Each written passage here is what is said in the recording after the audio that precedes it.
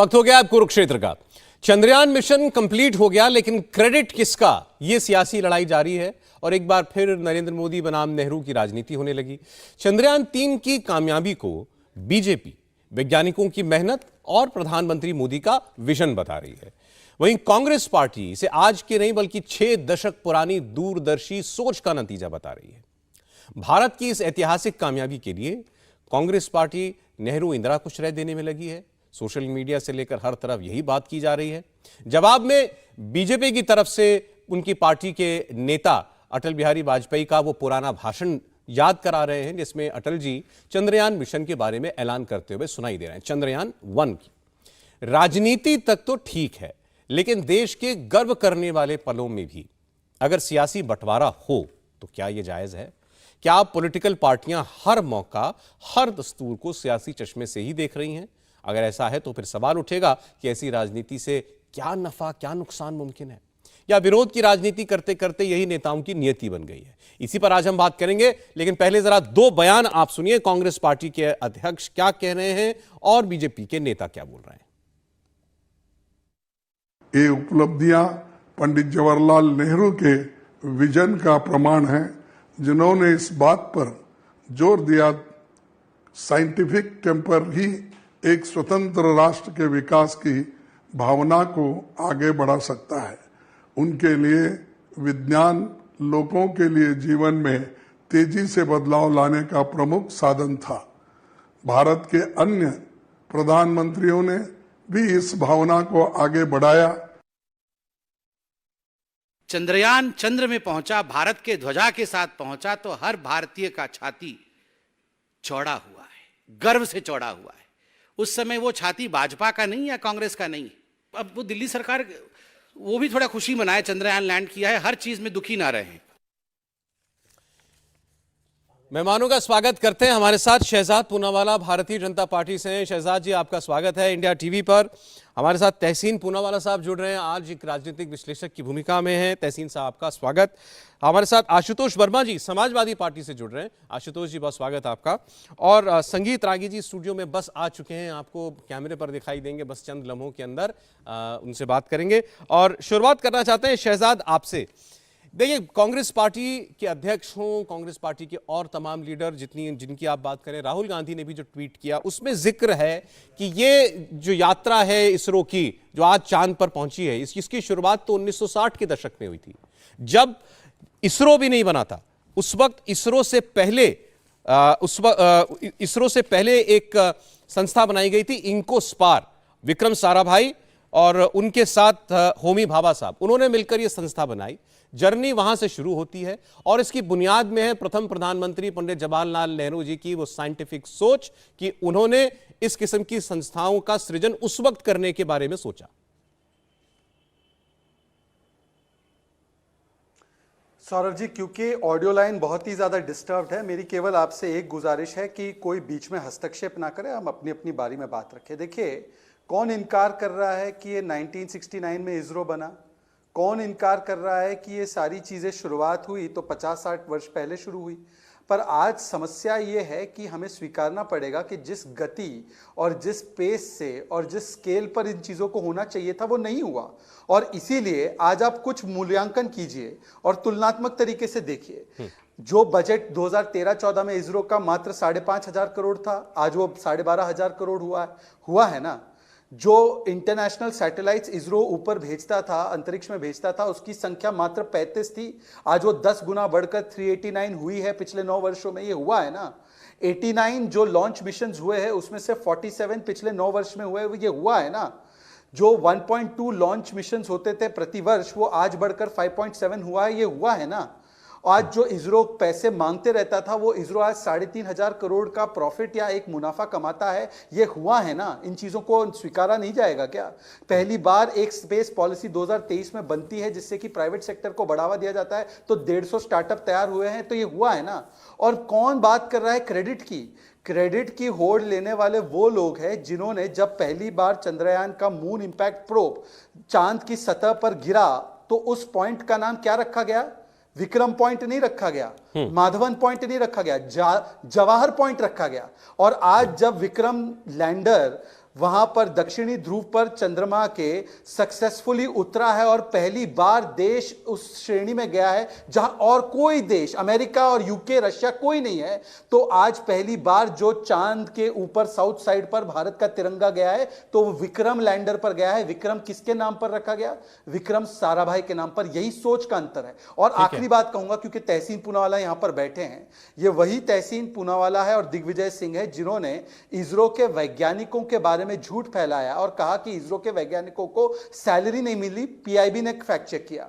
इनसे पूछिए यूपीए ने चंद्रयान 2 को क्यों अनुमति नहीं दी। ये माधवन नायर ने कहा है। ए सैट, एक 10 सेकंड और, ए सैट की टेस्टिंग के लिए हम तैयार थे, डीआरडीओ कहता रहा, उस समय की सरकार ने नहीं करने दिया। ये डीआरडीओ के पूर्व चेयरमैन सरस्वती जी ने कहा है। इनसे पूछिए कि किस प्रकार से अंतरिक्ष देवास डील में फ्रॉड किया गया, सुप्रीम कोर्ट ने। अच्छा चलिए ठीक है शहजाद साहब, आपने अपनी बात की शुरुआत यहां से की थी कि कौन मना करता है या कौन इनकार करता है कि ये 1969 में इसरो बना और वहां से इस सब की शुरुआत हुई। तो उस वक्त जो लोग हैं जिनकी सरकार थी उनको श्रेय जाएगा ना, तो पंडित नेहरू को भी इसका कुछ तो श्रेय जाता है, आप ये मानते होंगे। तो लेकिन आपकी पार्टी की तरफ से क्या बताया गया है, और मैं आपको बताऊंगा नेहरू जी के बारे में भी कोट करके बताऊंगा। आपने चूंकि नाम ले लिया तो तहसीन पूनावाला आपकी बात का भी जवाब दे दें और साथ साथ ये भी बता दें कि भाई याद किया जा रहा है नेहरू जी को, इंदिरा जी को याद किया जा रहा है कि जब हमारे पहले अंतरिक्ष यात्री गए थे तो उस वक्त इंदिरा जी प्रधानमंत्री हुआ करती थी। ठीक है, आज हम चांद पर पहुंचे तो आज के प्रधानमंत्री का नाम कहीं नहीं लिया जा रहा। सौरभ जी, अव्वल तो मैं आपको, इंडिया टीवी के सभी व्यूअर्स को, सभी देशवासियों को, शहजाद को, संगीत भाई को, आशुतोष जी को और सभी को इसरो की सफलता के लिए और इस मिशन के लिए ढेर सारी शुभकामनाएं बधाई देता हूँ। ये देश का सक्सेस है और मैं यहाँ पर सियासत करने नहीं आया। ये आज सेलिब्रेशन का दिन है। पिछले एक दिन से हमें सेलिब्रेट करना है। नेहरू जी ने क्या किया, मोदी जी ने क्या किया, हम इस पर डिबेट हमें करना चाहिए और यही इस देश की खूबसूरती है। हम एक लोकतांत्रिक देश है। इस लोकतांत्रिक देश में इंडिया टीवी जैसा चैनल चल सकता है जब आप खुलकर अपनी बात रख सकते हैं, वरना अगर हम चीन होते तो डिबेट नहीं चलता। तो इस देश की खूबसूरती है, बदलना नहीं चाहिए। तो मैं यहाँ पर लेकिन आज के दिन में पॉलिटिक्स करने नहीं आया, मैं सब कुछ बता ही देता हूँ। दूसरी चीज मुझे लेकर एक बात कही थी, मैं इसको क्लैरिफाई भी करता हूँ, लेकिन उससे ज्यादा महत्वपूर्ण बात यह है, भारत के कुछ प्रोग्राम थे, जैसे भारत का स्पेस प्रोग्राम, जैसे भारत का मिलिट्री प्रोग्राम, जैसे भारत का न्यूक्लियर प्रोग्राम। शहजाद जी इस पर गौर फरमाए, न्यूक्लियर प्रोग्राम, इस पर कभी भी पॉलिटिक्स नहीं होनी चाहिए। न्यूक्लियर प्रोग्राम से मुझे याद आया, मैं इंडिया टीवी के कुछ क्लिप्स देख रहा था, यही nuclear deal, Bharat nuclear energy का सप्लायर का सिग्नेटरी नहीं था। 123 एग्रीमेंट पूरे दुनिया में, पूरे विश्व में भारत को एक्सेप्शन मिला था और यही भाजपा ने जो करतूत किए, लेफ्ट के साथ मिलकर न्यूक्लियर डील रोकने की करतूत की, कैश ले आए पार्लियामेंट में। आप मेरा नाम लेकर व्यक्तिगत हो रहे हो, आपका अधिकार है, लेकिन कभी भाजपा को पूछे किस तरह की गिरी हुई हरकत उन्होंने पार्लियामेंट में किया उस न्यूक्लियर डील को रोकने के लिए। लेकिन मैं कभी नहीं कहूंगा कि भाजपा देश के खिलाफ है, देश विरोधी है। हालांकि मैं मानता हूं इस डील को रोकने की कोशिश करना, न्यूक्लियर डील को, देश विरोध से बड़ा काम नहीं था। लेकिन वो मैं थोड़ा क्लैरिफाई करेंगे इस बात को तहसीन साहब, कैसे रोकने की कोशिश की, कैश ले आए पार्लियामेंट में? न्यूक्लियर डील जो जी, थैंक यू, आपने बोला, मैं इस पर डाइवर्ट नहीं करना चाहता। भारत को जब मनमोहन सिंह जी प्रधानमंत्री थे, जॉर्ज बुश ने न्यूक्लियर डील ऑफर की थी, 123 एग्रीमेंट करते। भारत एनर्जी का सिग्नेटरी आज भी नहीं है। न्यूक्लियर टेक्नोलॉजी भारत को मिल रही थी फॉर सिविलियन न्यूक्लियर यूज बिना एनर्जी, और ये एक्सेप्शन भारत को मिला था, आज तक किसी देश को नहीं मिला है ये एक्सेप्शन। और भाजपा लेफ्ट की सरकार ने सपोर्ट लिया यूपीए का, और भाजपा उनके साथ मिलकर कॉन्फिडेंस मोशन के अंदर कांग्रेस के खिलाफ उन्होंने वोट दिया ताकि सरकार गिरे। और कैश, और उस वक्त उन्होंने एलिगेशन बनाए जो सारे गलत साबित हुए, कैश पार्लियामेंट में लाकर कि सरकार को कैश देकर बचाया जा रहा था। आप सोचिए अगर वो सरकार गिरती, न्यूक्लियर डील नहीं मिलता भारत को, आप सोचिए भारत का कितना नुकसान होता। लेकिन मैं ये नहीं कहूंगा कि वो छोटी हरकत थी, ठीक है वो हो गई, उस बात को रोकना चाहिए। न्यूक्लियर डील, स्पेस प्रोग्राम में पॉलिटिक्स नहीं होना चाहिए, नहीं होना चाहिए। इसलिए मैं आज श्रेय माननीय प्रधानमंत्री मोदी जी को देता हूं। अगर मोदी जी स्क्रीन पर आते तो आने का उनका अधिकार है, मेरे प्रधानमंत्री उनका अधिकार है आना। दूसरी चीज, उन्होंने बहुत से लोग कह रहे हैं मोदी जी को स्क्रीन पर नहीं आना चाहिए था। मोदी जी ने इसरो की कामयाबी का लम्हा छीनने की कोशिश करी। छोटी बात है, ये सारी छोटी बातें। सिद्धरामैया जी को भी जाना चाहिए इसरो में, मोदी जी को भी आना चाहिए और राहुल जी को भी जाना चाहिए। ये सारी छोटी बातें, ये सब नहीं होना चाहिए। अगर मोदी जी प्रधानमंत्री तो बिल्कुल आना चाहिए। कल अगर मैं क्या ठीक है, अब जो शहजाद जो बात बता रहे थे, क्या 2014 के बाद इसरो का बजट बढ़ा, इसरो के नंबर ऑफ मिशंस बढ़े, इसरो की कैपेबिलिटी बढ़ी, और क्या उसका क्रेडिट नरेंद्र मोदी की सरकार को दिया जाना चाहिए? बिल्कुल जाना चाहिए। अगर नेहरू जी ने नींव रखी है तो बिल्कुल मोदी जी को क्रेडिट देना चाहिए। क्यों नहीं देना चाहिए क्रेडिट? बिल्कुल मेरे प्रधानमंत्री उनको क्रेडिट मिलना चाहिए। लेकिन उसी के साथ जो बात शहजाद ने रखी, मेरा व्यक्तिगत नाम लेते मैं पूछता हूं, मोदी जी को क्रेडिट मिलना चाहिए, उनकी सरकार को क्रेडिट मिलना चाहिए। तो एचईसी नाम के पीएसयू जो रांची में बेस्ड थे, जिनके इंजीनियर्स, गौर फरमाए मैं इंजीनियर्स कह रहा हूं, साइंटिस्ट नहीं, मेरा सिर्फ टंग हुआ था, इंजीनियर्स जिन्होंने वो रॉकेट बनाए, जिनको 3 महीने से सैलरी नहीं मिली, पीएसयू था। फिर उसका जो क्रिटिसिज्म है वो मोदी जी को क्यों नहीं जाता? मैं बिल्कुल कहता हूं मोदी जी को क्रेडिट जाना चाहिए। वहां आप कहते हो क्या मोदी जी देखेंगे सैलरी देंगे? बिल्कुल सही। चलिए, अच्छा, ठीक। क्रेडिट मोदी जी को ले। दूसरी बात, एक छोटी सी बात करते अपनी बात समाप्त करता हूं। इसरो को आज इसरो के पास एक मोमेंटम है, लेकिन मुझे किस बात के डर है सौरभ जी? हम क्वांटम कंप्यूटर आज नहीं बना रहे। कहां बना रहे क्वांटम कंप्यूटर? कुछ एमओयू यूपी में साइन हुआ, नहीं बना रहे। जब तक हम क्वांटम कंप्यूटिंग में नहीं जाएंगे और उसकी पॉलिसी नहीं वर्तमान सरकार के पास, हमारा स्पेस सिक्योरिटी नहीं होगा। चलिए, अच्छा, ठीक। क्वांटम कंप्यूटर फ्यूचर है, इनके पास क्वांटम कंप्यूटर। शहजाद को बोल रहा हूं आज मुझे एक्सपोज करे क्वांटम कंप्यूटर की। अच्छा, चलिए, अच्छा, ठीक है तहसील साहब, ठीक। लेकिन आपने कहा कि मोदी जी को क्रेडिट जाना चाहिए कि हम चांद पर पहुंचे। इसरो के साथ साथ उनकी सरकार को भी क्रेडिट है, लेकिन फिर आपने कह दिया कि फिर जिनको तनख्वाहें नहीं मिल रही हैं उसके लिए भी मोदी सरकार जिम्मेदार है। प्रोफेसर संगीत रागी स्टूडियो में। प्रोफेसर स्वागत है आपका। अब उत्तर आपका। देखिए, मुझे ऐसा लगता है कि नेतृत्व बहुत बड़ी भूमिका निभाता है। यदि आप 1971 में यदि पाकिस्तान को परास्त किया तो उसका श्रेय जो है वो भारतीय जनता पार्टी, उस समय जनसंघ थी, लेकिन उसका श्रेय जो है श्रीमती इंदिरा गांधी को गया है। तो अभी जो पिछले 9 साल के अंदर जो भारत जो स्पेस के अंदर जो उसकी उपलब्धि रही, या डिफेंस सेक्टर में जो उपलब्धि रही, या डिफेंस सेक्टर में भारत जो करने जा रहा है, आप एक्सपोर्ट करने जा रहे हैं, इसमें कोई दो राय नहीं है कि नरेंद्र मोदी की सरकार ने और ख़ास करके प्रधानमंत्री के नेतृत्व ने एक बहुत बड़ी भूमिका इसमें अदा की है। आप वो लम्हा याद कीजिए सौरभ जी, जब ये मिशन चंद्रयान 2 फेल किया था, जैसे प्रधानमंत्री उस समय के इसरो के चेयरमैन के साथ लगभग आंसुओं से बंधे हुए थे, गला रूंधा हुआ था। वो वीडियो क्लिप जो है वो हम लोगों ने कल भी देखा, 2-3 दिन से टेलीविज़न स्क्रीन पर दिखाया जा रहा था। आपका नेतृत्व कितना ढाढ़स देता है, कितना आपके साथ खड़ा रहता है, संकटों में कितना साथ रहता है, हर समय आपके साथ कितना खड़ा रहता है, ये बहुत महत्वपूर्ण हो जाता है।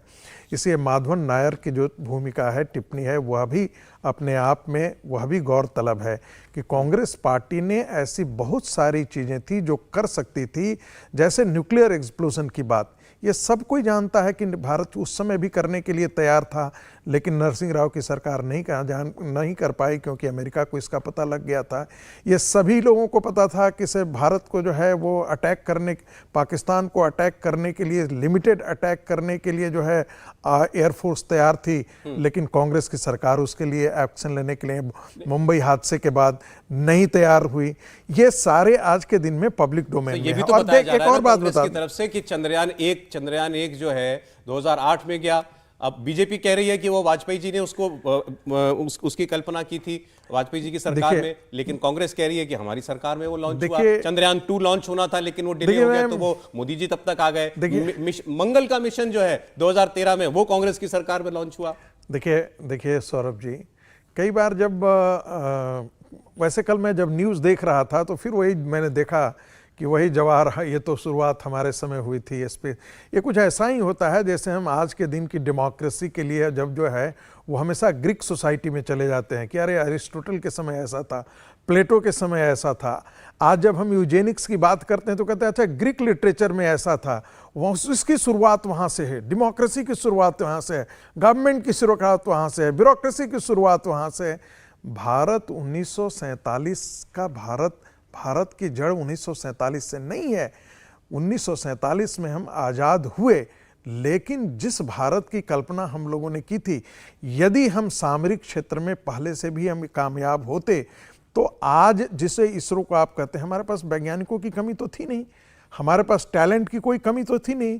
जो भारत के वैज्ञानिक आज नासा के अंदर काम कर रहे थे, उनको सुविधाएं यदि भारत के अंदर दी जाती तो हो सकता था कि जिस स्पेस प्रोग्राम को हम आज देख रहे थे वो दशकों पहले वो तो आप और दो भी बातें नए कह होने रहे हैं, एक तो है कि इतना पीछे बार बार जाना नहीं चाहिए, नहीं, बार बार मुझे- नेहरू जी को याद मुझे- करें, मुझे- और दूसरा नेहरू जी भी कुछ मेरा और योगदान देते, मेरा तो हम कहीं और होते। मेरा कहना है कि आप सारी बातों के लिए घिस पीट करके वही नेहरू जी पर चले जाते हैं। अरे भाई, भारत का कोई भी प्रधानमंत्री होता, आप ये तो नहीं कहते हैं कि भारत के अंदर जो है वो ब्यूरोक्रेसी का जो मॉडल है आज के दिन में वो सरदार पटेल जी ने दिया तो आप ये लोग बात भी तो आप घिस चर्चा पीट में के नहीं फिर करते। वहीं जाते हैं ना, फिर वही नेहरू जी के जमाने में ये हो गया था, नेहरू नहीं, जी के जमाने में देखिए, चीन ने ये कर लिया था।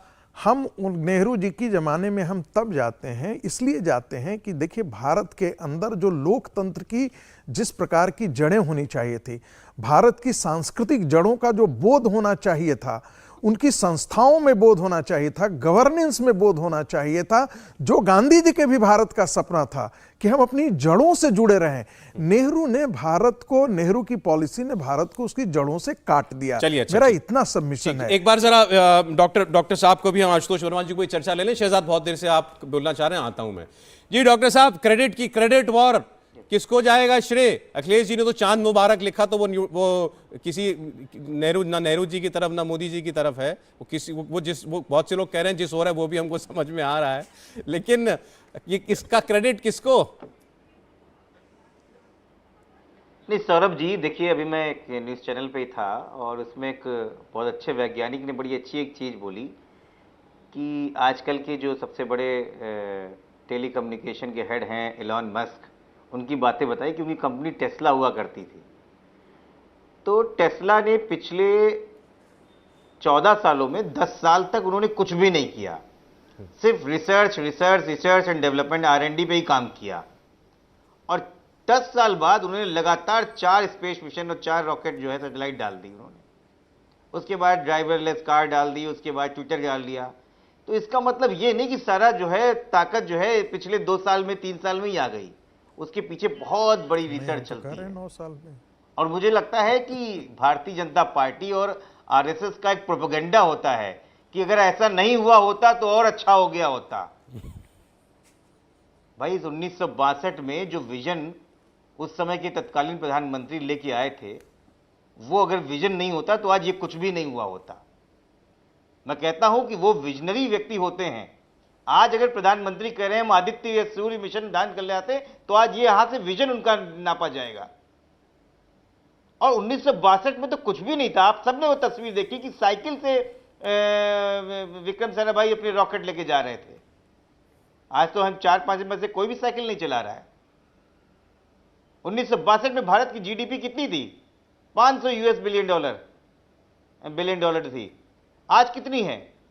3,576 बिलियन US। आप क्या बात करते हैं?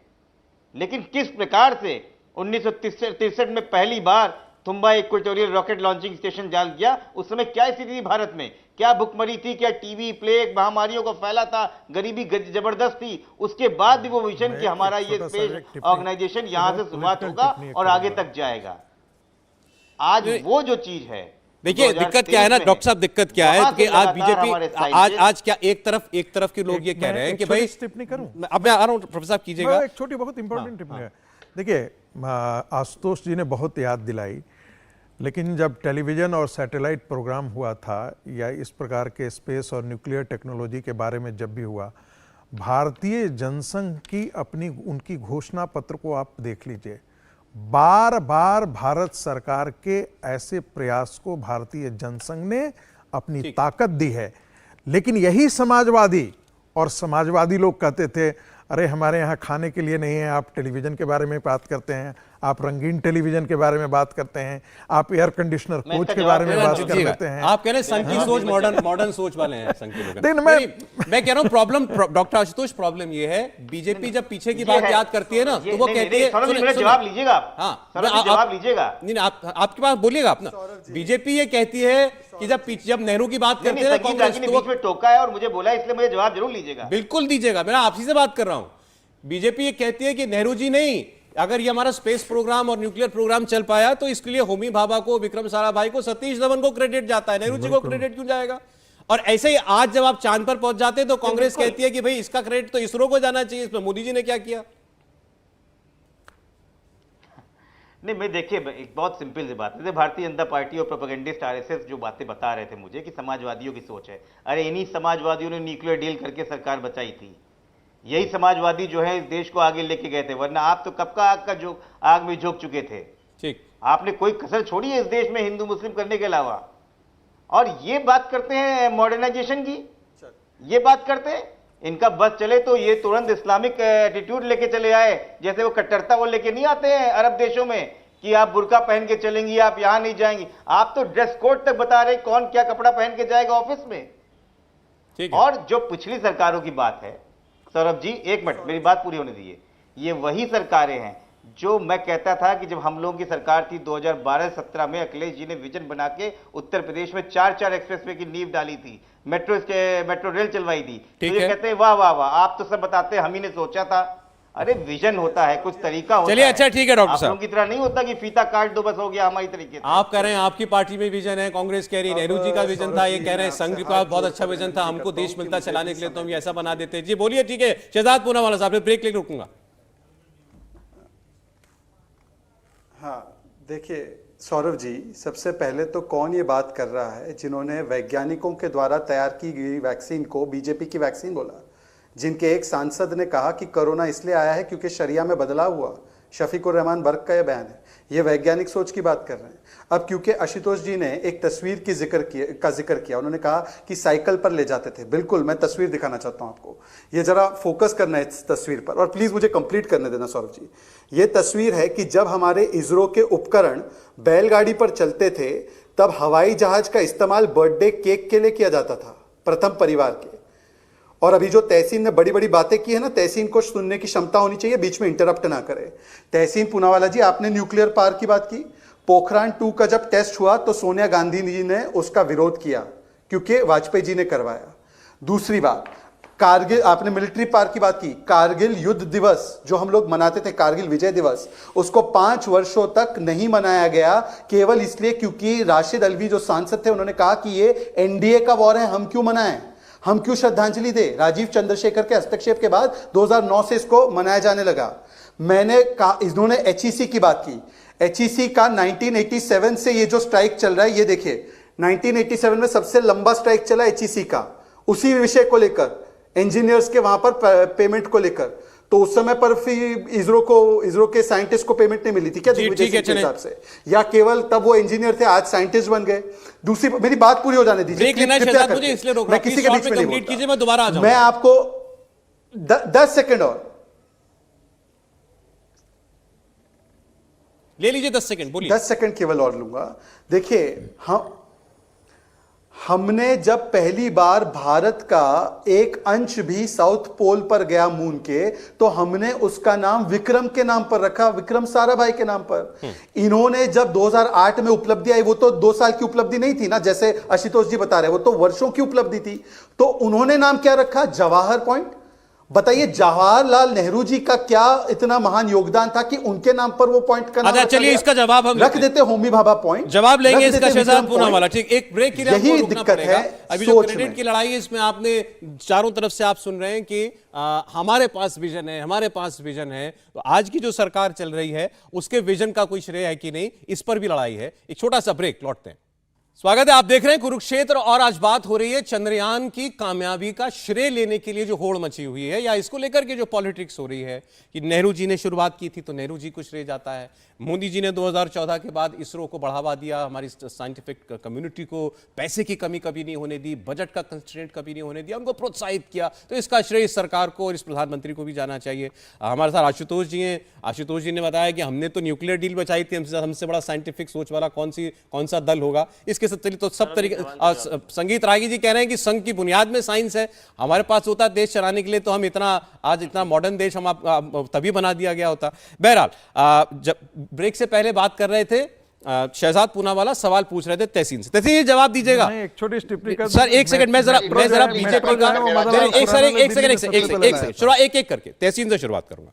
देखिए, अमित मालवीय बीजेपी के जो सोशल विंग के हेड हैं, उन्होंने ट्वीट करके ये बोला कि जितने भी मून मिशन चले हैं, चंद्रयान 1, चंद्रयान 2, चंद्रयान 3, ये तीनों के तीनों, इनकी परिकल्पना बीजेपी की सरकार में और बीजेपी के प्रधानमंत्रियों के द्वारा की गई थी। इसका क्रेडिट यूपीए या कांग्रेस बिल्कुल नहीं ले सकता। दूसरा, उन्होंने यह भी लिखा है कि कांग्रेस ने कुछ किया तो बस इतना, तहसीन गौर कीजिएगा कि सालों तक पागलों की तरह, वर्ड ल्यूनेटिक यूज किया गया है, सालों तक पागलों की तरह गांधी परिवार के चक्कर लगाते रहे, केवल मीडियोक्रिटी को बढ़ावा देते रहे। और अंतिम लाइन बड़ी महत्वपूर्ण है, और नेहरू के इर्द गिर्द जो ये एक मिथ क्रिएट कर दी गई कि वो बड़े साइंटिफिक टेम्पर वाले व्यक्ति थे या उन्होंने देश के अंदर वैज्ञानिक अप्रोच को बढ़ावा दिया, इस मिथ को, नॉन एग्जिस्टेंट मिथ को बढ़ावा दिया।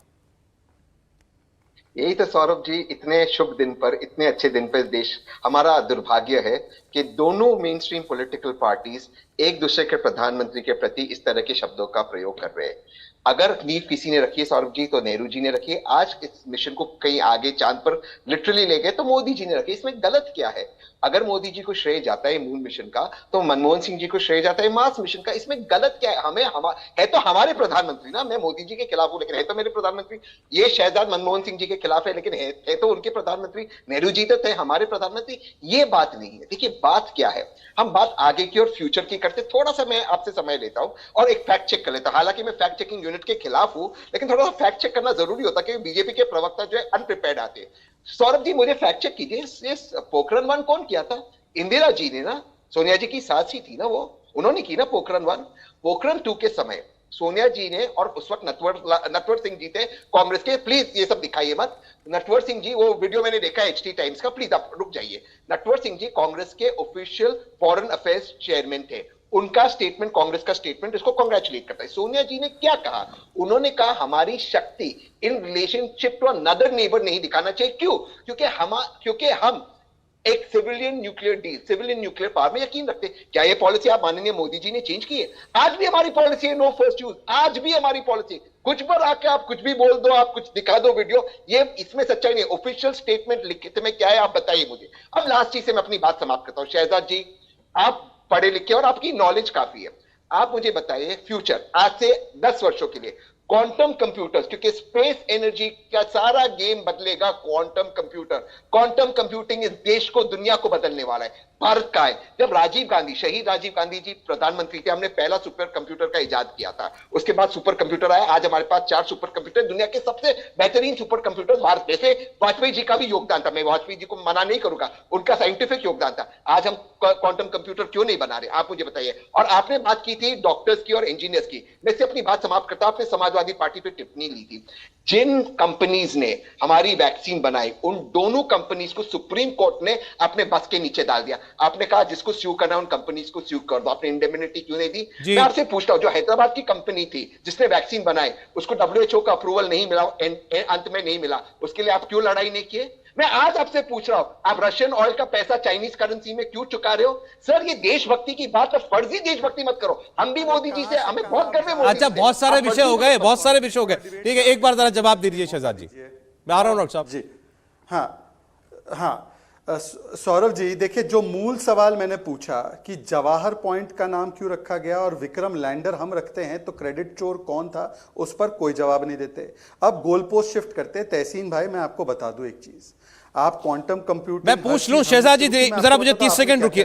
अभी इसका जवाब ले लेते हैं, जरूरी है, दर्शक भी चाहते हैं, पूछ ही लेता हूं मैं। ये जवाहर पॉइंट नाम देना मून इंपैक्ट प्रोब को सही था या गलत था तहसीन जी?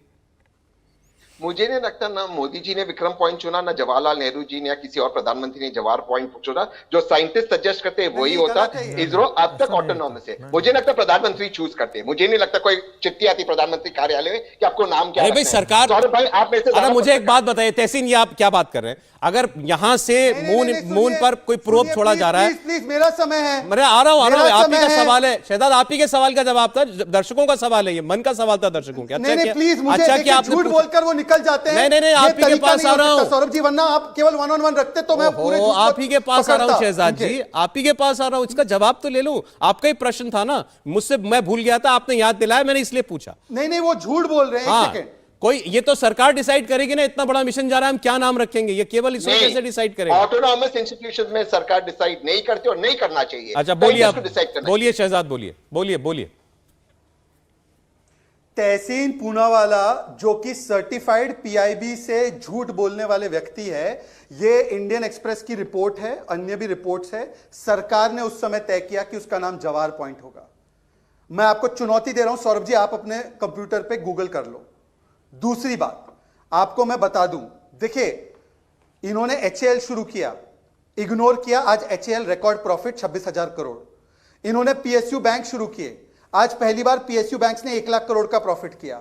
इन्होंने एसबीआई शुरू किया, आज एसबीआई ने रिलायंस को ओवरटेक कर दिया है, सबसे बड़ी प्रॉफिट मेकिंग कंपनी बन चुकी है। इन्होंने एलआईसी शुरू किया और कहने लगे एलआईसी डूब जाएगी, एलआईसी ने रिकॉर्ड प्रॉफिट किया। इन्होंने इसरो ये कहते शुरू करते 1969 में किया, पर आज इसरो 3,500 करोड़ पैसे कमा भी रहा है और ज्यादा लॉन्च कर रहा है मिशन। तो हम तो कह रहे हैं कि कई सारी चीजें आपने शुरू की, परंतु आपने साफ नियत से उसको चलाया नहीं। और मैं कह रहा हूं कि अगर इनकी सोच बड़ी होती, हमने स्टैच्यू ऑफ यूनिटी बनाया, पटेल जी का स्टैच्यू है, गए क्या आज तक वहां पर? अरे छोड़िए, आजादी का अमृत महोत्सव मना रहे, हर घर तिरंगे का अभियान शुरू किया। एक दिन इन्होंने तिरंगा लगाया सोनिया गांधी ने अपने घर के बाहर। ठीक है, पूछता हूं, ये बात करते हैं। अरे आप ये भी तो कह रहे हैं ना, मैंने आपको अमित वाले जी का ये ट्वीट पढ़ के सुनाया ना, वो ये कह रहे हैं कि भाई नेहरू जी बड़ी वैज्ञानिक सोच के व्यक्ति थे, ये सब अस्तित्वहीन बातें हैं। हाँ, मैं इनसे पूछना चाहता हूं कि नेहरू जी का मृत्यु का दिवस कब था? 1964 में। और इसरो बना कब? 1969 में। और इसके लिए नेहरू जी, सारे इसरो के सारी कार्यों के लिए नेहरू जी जिम्मेदार है। मतलब ये गजब का तर्क है। ये पहली बार मैं सुन रहा हूं कि जिस व्यक्ति की मृत्यु 1964 में हो गई, उसकी इतनी दूरदर्शी सोच कि आज भी अगर चंद्रयान 3 ला जाता है तो वो उनका क्रेडिट हो जाता है। मैं इनसे एक ही सवाल पूछता हूं, सिद्धरामैया जी इससे पहले भी थे ना, जब चंद्रयान 2 नहीं गया, ठीक मतलब सक्सेसफुल तो वो भी था, प्रोब लैंडर नहीं पहुंच पाया वहां पर, तो उस समय कौन सा बस केवल फैक्ट दे दूं, 1962 में जब जवाहर जी थे, उस समय सिर्फ प्रधानमंत्री थे, तब इनको स्पार बनाया गया था, होमी भाभा विक्रम साराभाई ने बनाया था, Indian national committee for space research, ये पहली संस्था थी। हाँ बोलिए डॉक्टर वर्मा। मुझे और एक चीज कहना, अगर इजाजत दे। आप बोलिएगा एक बार डॉक्टर। सही बात कही।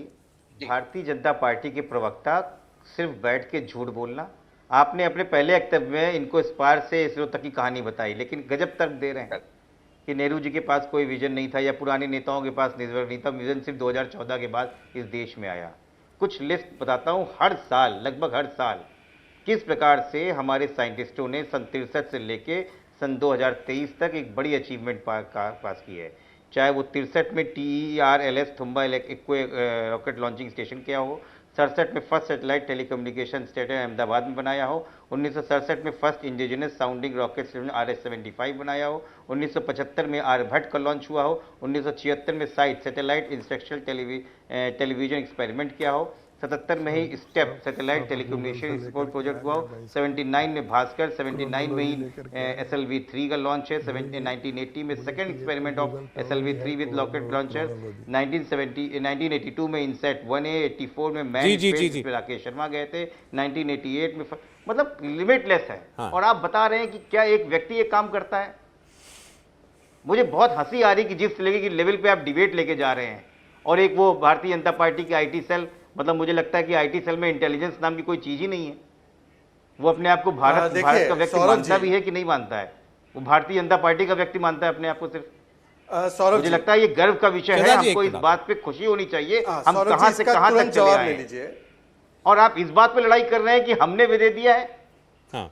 और आगे आने वाले ये आर्गुमेंट, अच्छा एक सेकंड सर, एक करके प्लीज। एक लाइन में जोड़ो। डॉक्टर आशुतोष, इस पर आपकी क्या राय है? आपकी राय क्या है? जवाब देने दीजिए। एक सेकंड डॉक्टर आशुतोष, इस पर आपकी क्या राय है कि 2008 के बात करना चाहता हूं कि माननीय अटल बिहारी वाजपेयी जो इस देश के प्रधानमंत्री थे, सदन में खड़े होकर उन्होंने बोला, और उस समय की तत्कालीन प्रधानमंत्री इंदिरा गांधी को दुर्गा भी बोला, और पुरानी सरकारों को बोला अगर हम पुरानी सरकारों को, हालांकि अटल बिहारी वाजपेयी जी ने आपकी अदालत प्रोग्राम के अंदर रजत जी के सामने इस बात को स्पष्ट किया था कि मैंने कभी इंदिरा गांधी को दुर्गा नहीं बोला।